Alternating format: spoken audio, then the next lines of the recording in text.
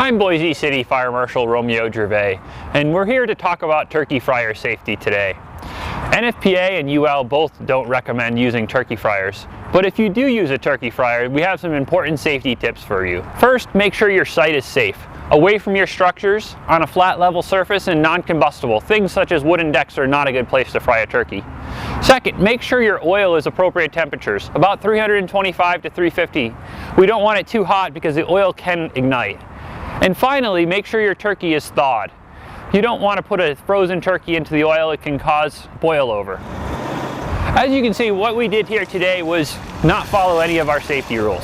We had trained personnel on site to make sure we did it safely, but we overfilled the oil, we overheated the oil, and we put a frozen turkey in.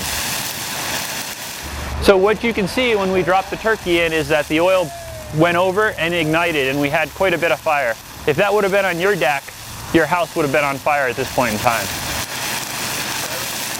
If you do see smoke coming off your pot or from your oil, the best thing you can do is shut off your gas and walk away. Let it cool back down before you open it. If you open the pot, you could ignite that oil.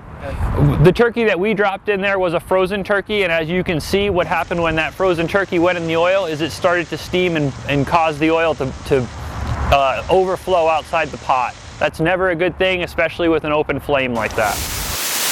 So one of the things we also demonstrated here this morning was putting water on a grease fire. That's something you never want to do.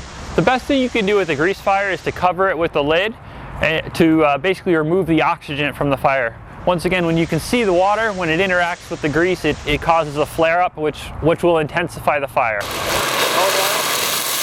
Turkey fryers can be a dangerous undertaking, and make sure you follow your manufacturer's instructions and some of the safety tips we showed you today. But Boise Fire just asked that you please just keep it safe.